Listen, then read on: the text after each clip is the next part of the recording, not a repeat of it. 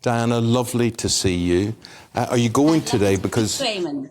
Yeah, well, you look as if you're well. You're not going. No, I'm not going. But this is what I would be wearing. This sort of nice, quite furry, quite blingy, but very suitable sort of scarf type thing to keep me warm. Because that's the main thing about Cheltenham. It can be very, very cold. If I was going to wear a hat, I would not wear a fascinator. Definitely not. I might wear something like this if it was very cold. Not with this, of course. It doesn't quite go. But the main thing is to dress appropriately. And I think that the races are such great days. And it is such a shame if we just treat it like any other by not bothering to dress up. I mean, looking at that picture there, that's great. But for the over the jumps races, you tend to dress down. You don't dress as you do for Royal Ascot, except at Aintree. They do tend to dress up at Aintree, but it can be so cold. Warmth and comfort first, fashion next, but respect. Diana, what about this? Yes. The jeans and the leather.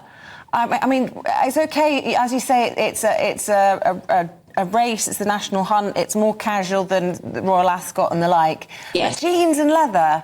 It's just not cricket. No, it isn't. No, it's horse racing. It's certainly not racing. That's what it is. Absolutely, definitely not. No, I think it's a shame. I think these traditions have been with us a long time. Why change them? It was working. Why? If it ain't broke, don't fix it. Well, it makes people think. Sorry. I think the reason they're changing it is that they want to make it more accessible to everyday people. You know, the ladies that we had a picture of there, it was Ladies' Day yesterday, but I wouldn't even know where you get those outfits from. That doesn't come cheap. It's incredibly expensive to wear all the finery. It's expensive to get the tickets. And I suppose it's good if they're opening up what's a really great day out to ordinary people as well.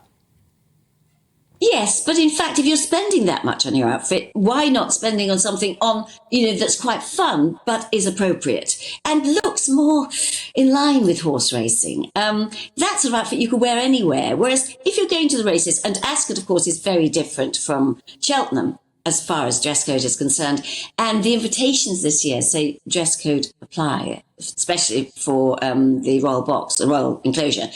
So I think that, some standards should be kept, and I will certainly be keeping mine.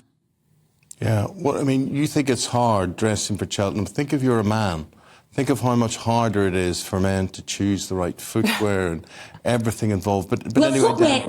Yes, footwear is very important, particularly for ladies. So easy.